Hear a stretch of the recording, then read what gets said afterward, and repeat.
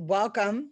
My name is Jose. I'm one half of Horror in Color, and Cindy will be co-hosting today. Cindy Sanabria from Horror Tour Guide and Women of Color in Horror. Yes, so we're very excited to have our wonderful guest today. We have Nicole Givens, and we have Wi-Moto Nyoka.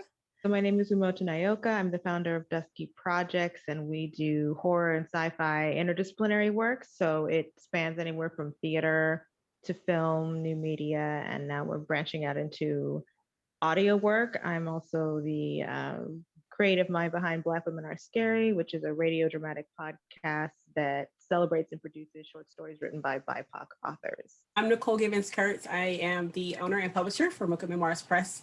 Our mission for the last 11 years has been to amplify marginalized voices in speculative fiction. That includes science fiction, fantasy, and horror.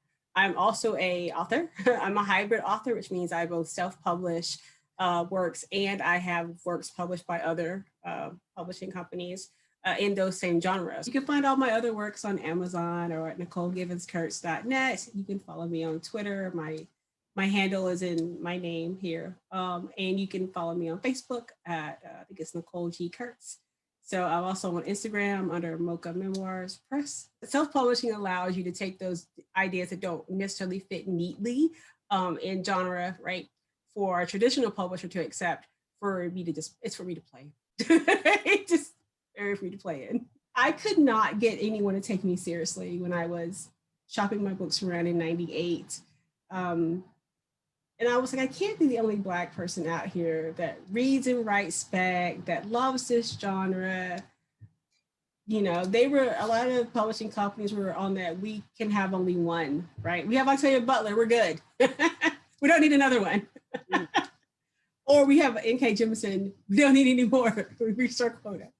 And so I was like, I can't be the only person, right? Not that my writing is anywhere close to the amazing work that N.K. Jemisin does, but I wanted to be able to offer that outlet. And so here, 11 years later, we're still doing that work. So ladies,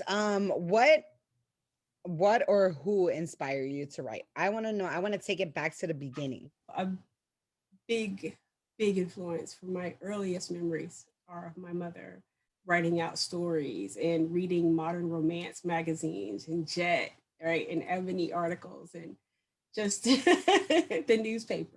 She would write stories about her childhood, and she, to this day, she still goes, "Oh, that happened. I'm going to go write that down. I'm going to write that story." And she just would write all the time, and so I would sit alongside her and mimic, right? Before I knew how to write, we didn't have a well print rich home, but we did have. My mom was like, read the back of cereal boxes, read the backs of cans. She would just have me. She's cooking. She goes, "What's in that? Read the back of that. What ingredients are in that?" Just to get me in the habit of reading everything. We were like super poor. We were in a housing project. And so we didn't have books. We still went to the library and we would check out as many books that they would let us. And that was almost every 3-day thing, you know, with my mother, because I would read, she would read, then we go back to the library. And so my mom probably is the biggest influence on me becoming a writer. I really loved going to libraries when I was a kid. I still love going to libraries. Actually, that like never left me. So, and like the weird parts, like I'm a person who's like, I want to find the rare book section and like I'll go and look things up there in the like special part that you need to get in an elevator for and go into the secret room with like the velvet. I don't know if you've ever been to the rare books part of a library, but it's like the books are so fragile that they have to be seen under a special light under like on this like velvet table. It's like all very magical. I don't really know when the transition from reading all the time to writing happened. I was not popular, and I actually want to like give a shout out to like unpopularity being like a key factor of you're spending time alone, you're writing things, you're starting to build worlds because like people don't want to talk to you, so you make your own friends. Yes. So I really want to give a shout out to that. I'd also like to give a shout out to like the fact that I grew up in the Northwest and it was like raining all the time and cloudy, so it's like really kind of leaned into like melancholic like thinking and far off like daydreaming. I really had the weather for it. So I think all of those things combined is really what led to a writing practice, and I've been writing since I was a kid, but I did not consider myself a writer until recently. So for a very, very long time, it was just kind of like, just a thing I did. I thought like a way of processing things, or like, and then sometimes you have to write a story. I didn't really think of it as like, oh, that's an artistic practice. Or that I mean, I knew it was, but I didn't think it was my part of my artistic practice until recently. And just go back to like being unpopular. Part of that was also because you're just reading fantasy and spooky stories. Weird. Like who, the little girls want to do like the Babysitters Club, and I was all about R.L. Stein and Christopher Pike and Lois Duncan, and then Stephen King or radical Black feminist writing. So that really doesn't like get you invited to prom or anything.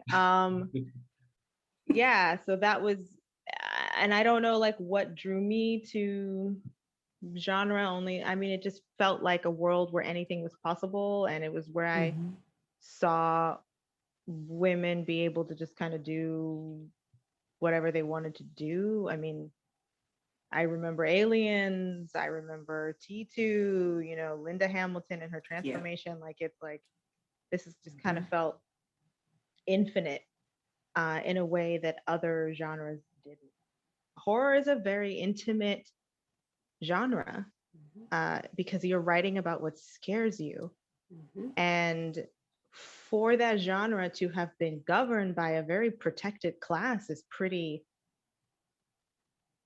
that's a pretty volatile, important thing, that the folks who are the safest really were the ones who were really the leading voices in what scares us or what should be scary. And so what we've really been looking at for a very long time is what scares them. Right. Which was us in many instances, right? Right. Yeah. Which was it's usually Black and brown bodies, and it's usually female bodies, right? If you think about Lovecraft Country, right? I mean, if you kill Lovecraft himself, right? The identity of things that were scary was us. Yeah. So I think, part of the reaction to different voices participating in horror is people seeing what scares somebody else. Like, not just somebody like not just de facto straight white male, like, but what scares this person over here, and I think it resonates so strongly with folks because they are of that group, or they have loved ones in that group, or they're just realizing, yeah, that scares me too. So I'm also a child of the 80s, which was the high time for like slasher films, right? And so we would go to the video store, no young ones, a video store, no streaming.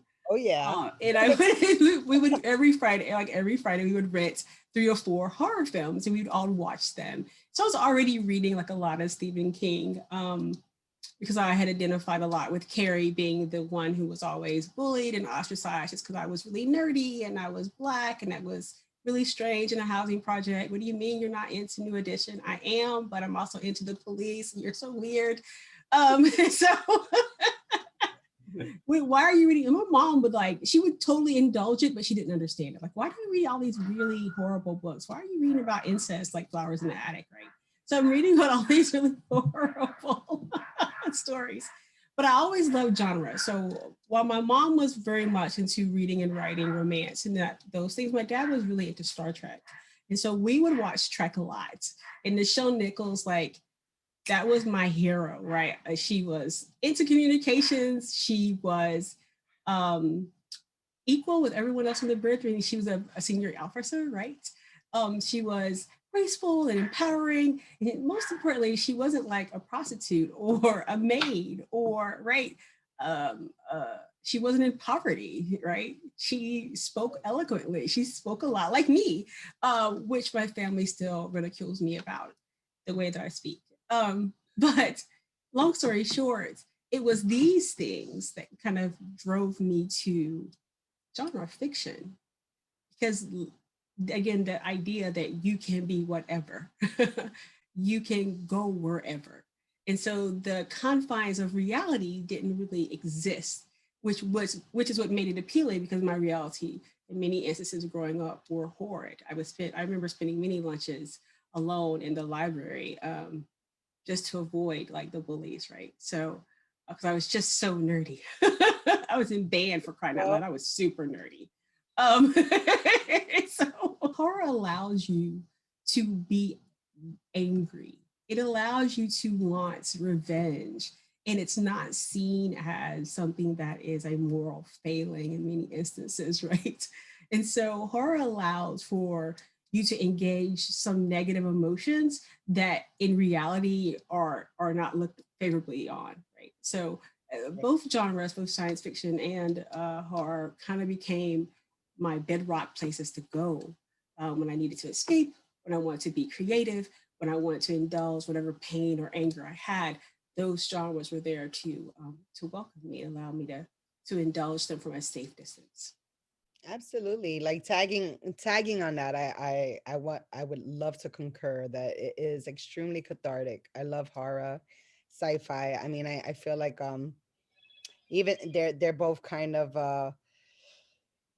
I mean, it's just a horror genre, and a subgenre of horror is sci-fi, and I feel like it's all in the same realm, just different, you know.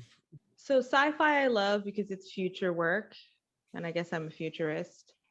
Also, just the fact that I exist as I am in this state is like a manifestation of futurist idea. You know, like it's already a work of magic and futurism for my father, who picked cotton and drank from separate fountains, because none of that was a long time ago. So Right.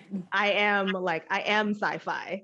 So of course I like sci-fi because my Tuesday is sci-fi, just that I do the things that I do and haven't succumbed to the obvious pitfalls. It's scary. So my existence involves an intersection of sci-fi and horror anyway. So I don't really understand the separation or the gatekeeping. I kind of think that that's like nonsense.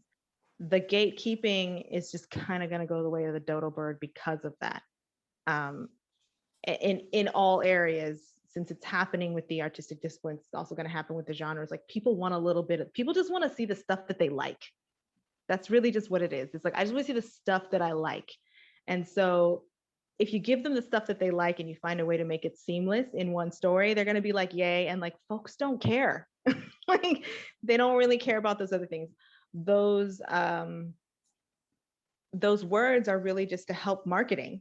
It's really about the algorithm, and it's got nothing to do with the story.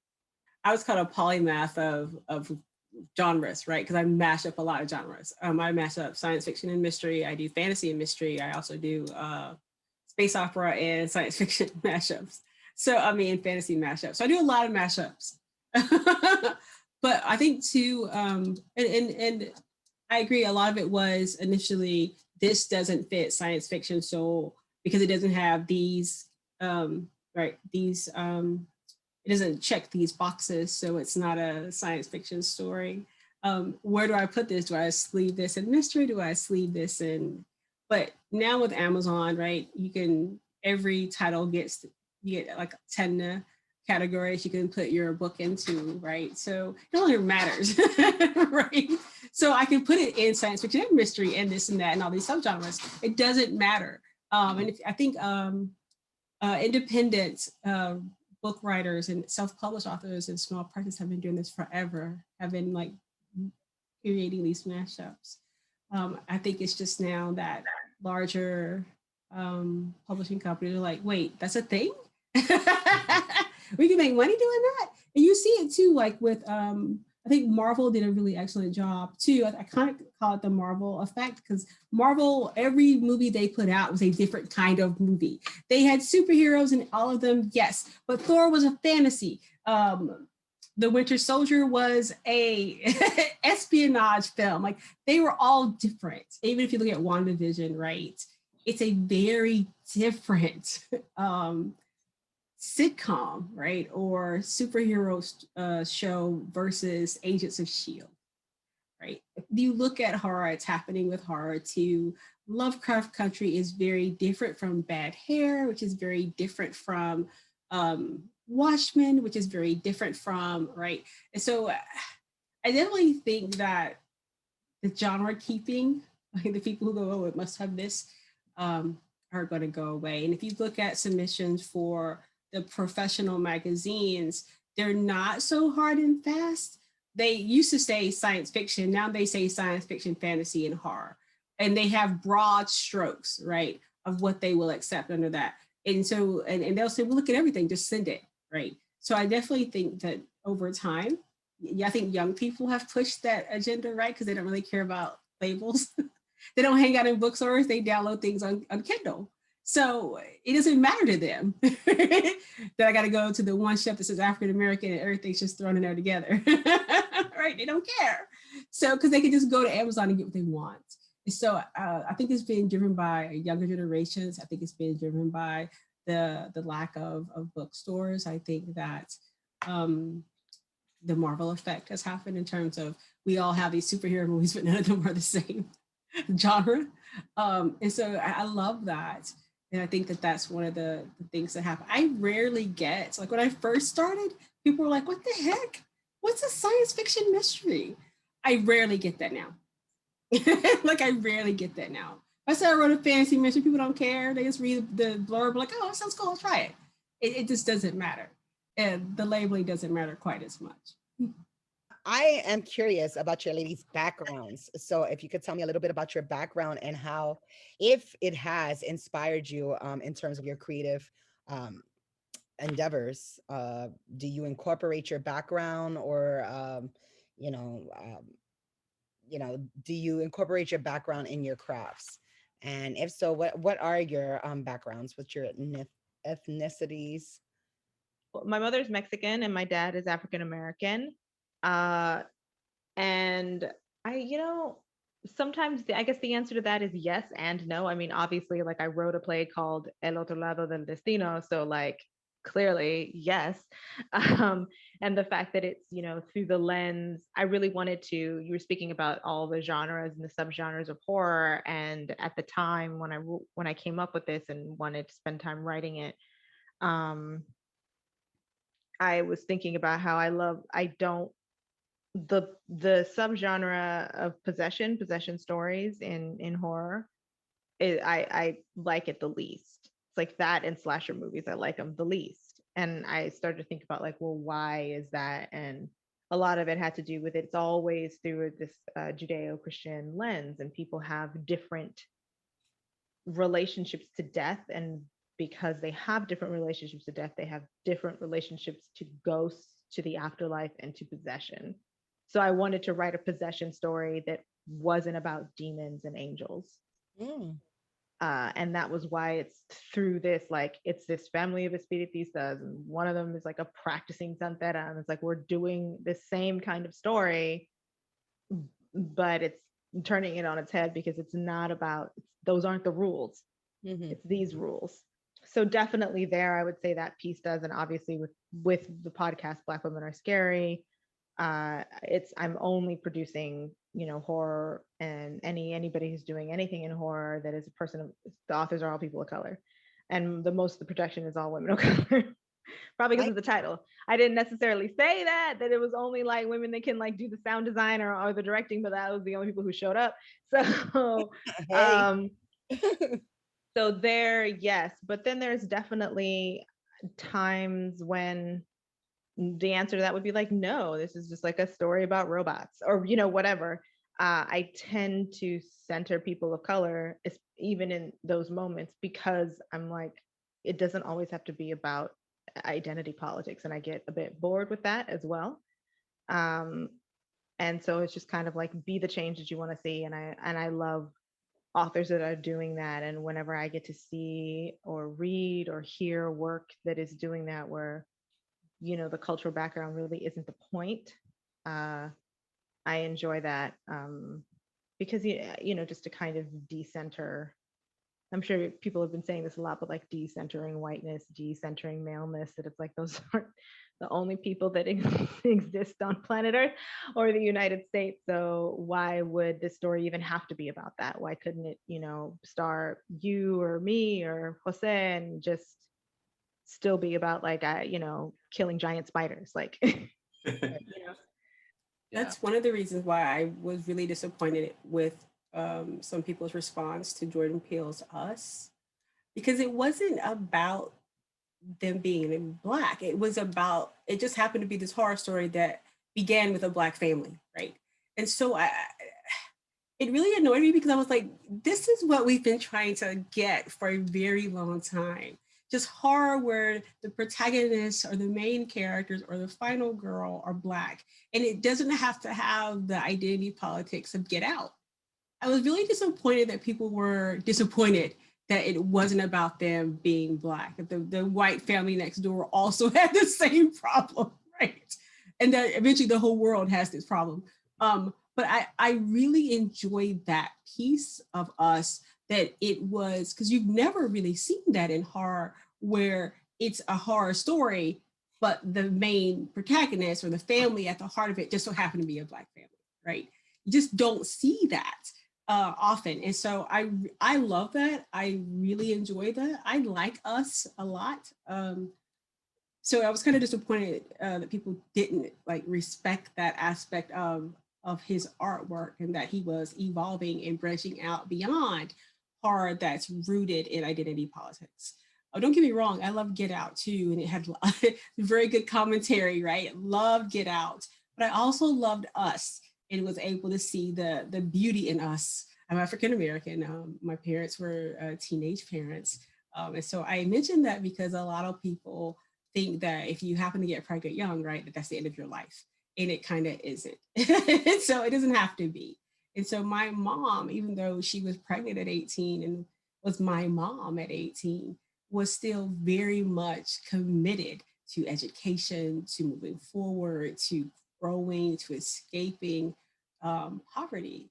And she pushed and she worked hard to do those things. And sometimes in my own writing, you'll see that character, right, of the female that's just working through difficult odds, 2 steps forward, a step back, but still I get knocked down 8, I'm getting up 9. But one of the things that I want to reiterate in my work is that that type of courage and persistence does not come without a cost. And so sometimes we, Black women, we get a cape, right? Because we're super women. And we're going to save everybody. But there's trauma and there's a negative that comes with that level of being the strong one all the time. And so sometimes that shows up in my work. Sometimes it doesn't. I'm a mom to 3 boys. They are 20, 19, and 16. And so being that they are African American men, they really are African American men. They're from Ethiopia. They were adopted. And so I fear, like my fear for when they're out in the world is sometimes shows up in my work as well. I'm a mom, so I worry about my children, but more so because they're Black men out in the world, and all the drama and the anxiety that comes with them being young Black men, right? Because they're no longer, I mean, I still think they're cute, but they're no longer adorable and safe. They're now men in the world, right? And so now the people perceive them as threats, or can perceive them as threatening, even though they're like the goofiest kids in the world, right? I'm like, you're smelling yourself. You're barely 20. Can you calm down? But so those types of fears, a mama fear, the struggles of being a Black woman in America, those kind of things sometimes creep in unintentionally. And then sometimes I purposefully add those things in. It just depends on the story that I'm telling, the points I want to get across, and what theme, right, I'm trying to get across. Sometimes I don't put any of that in there, and it's just a fun, crazy story, right? About whatever, about a guardian that gets taken over by a human being. So it just depends. But I love that the genre allows for that type of flexibility. What was interesting was seeing Nicole, even in your background, that you're an educator as well. So that's something really fascinating to see, to people who are specifically have a background of any work within education, to be genre writers as well. One of the things I still do is I still talk to kids about writing. I still talk, like I go to schools, and I not virtually go to schools, and still present about the beauty of science fiction and horror. And embracing your weirdness, right? And how science fiction and basically reading in general teaches empathy.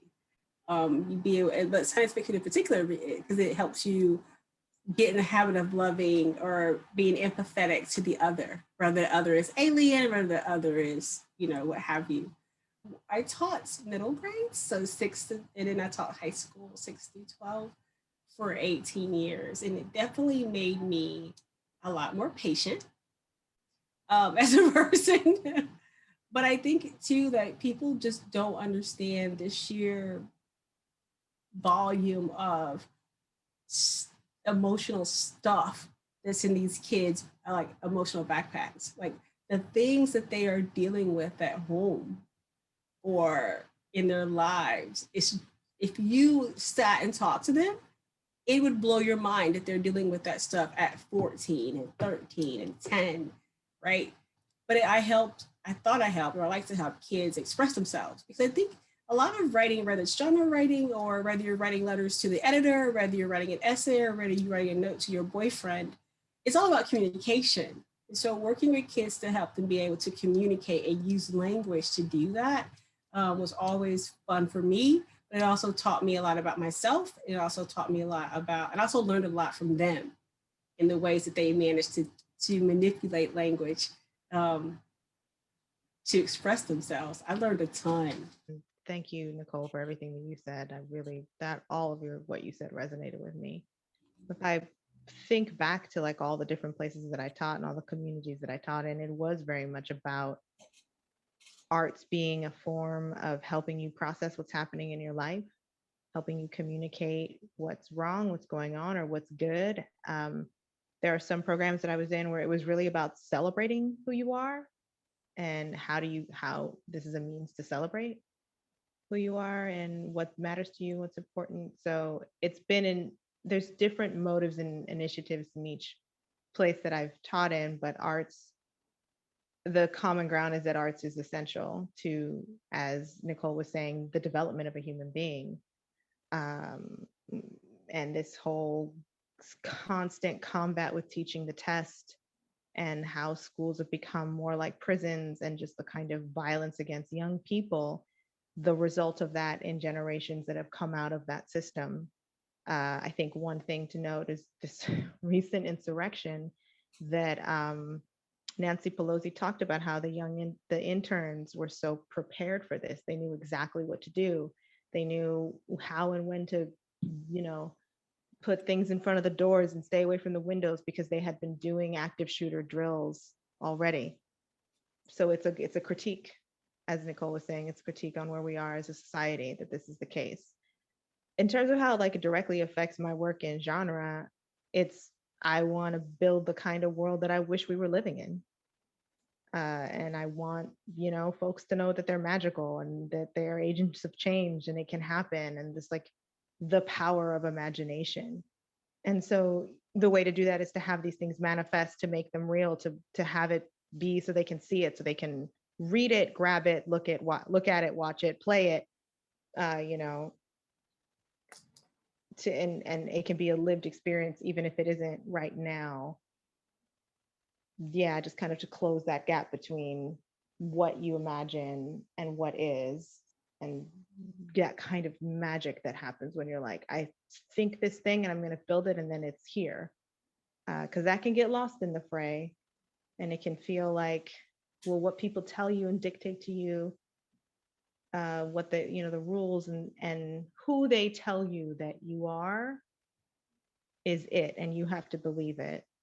And so I like to be that voice. It's like, you actually don't have to believe anything these people say. Like, don't listen to them. And a way to subvert that is through art.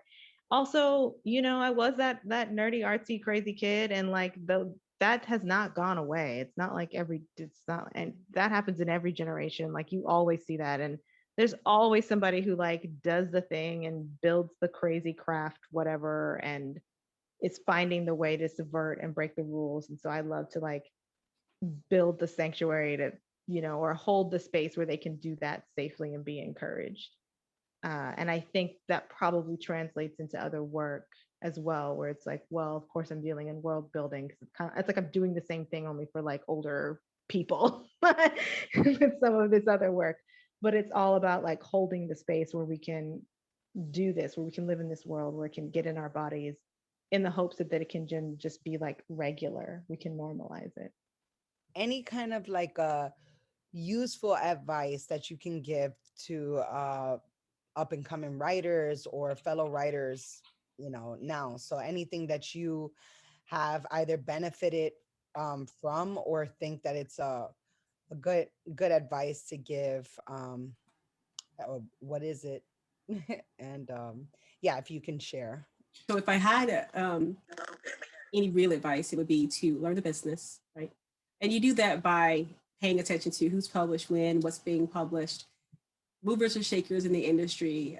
Read the reports that come out about publishing. I did not, and I wish I would have, because I would have learned a lot more about the industry. It is a business, and that's the thing that I think as artists, as writers, because I didn't kind of take into account. I thought, oh, I write this book and it'll make $1 million. There's a lot more to it than that, and I think so. Patience, educate yourself about the business. And basically remember that money flows to the author. So you got to avoid those scams out there. People will ask you to pay. Oh, we'll publish your book, but it's $12,000. Don't do that. You can have someone publish your book for you and you can pay, but no book costs $12,000. So again, that's learning the business, right?